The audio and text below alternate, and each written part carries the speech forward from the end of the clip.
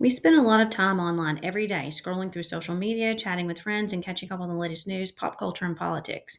It's fun and informative, but it can also be overwhelming. With so much information coming at us, how do we know what's true and what's not? Learning how to spot fake news is an important skill. By asking questions, checking sources, and thinking critically, you can filter through all the noise and find reliable information. Let's look at an example. Look at this post saying the government just banned energy drinks for teens. It's blowing up online, but is it even true? The post looks serious. It's got hashtags, bold text, and thousands of comments. But look closer. There's no link to a reliable source, no author, and the government did not make an announcement. These are all big red flags pointing to fake news. So if you saw this post, what's the first thing you would do? Would you immediately share it with your friends because they need to know? Would you search for information about it on government or news websites? Or would you comment to ask if the post is true? If you said you should first search to find out what this post is and if it's a legitimate post from the government, then you're right on track for spotting fake news.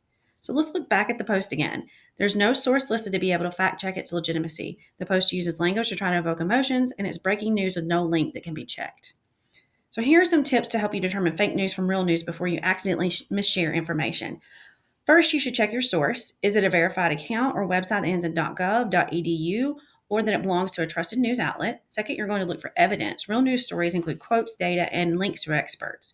Third, you're going to cross-check the information. You have to search the claim yourself. If other credible sites aren't reporting it, it's probably not true.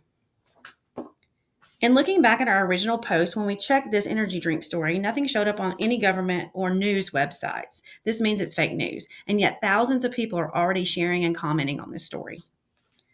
So what can you do?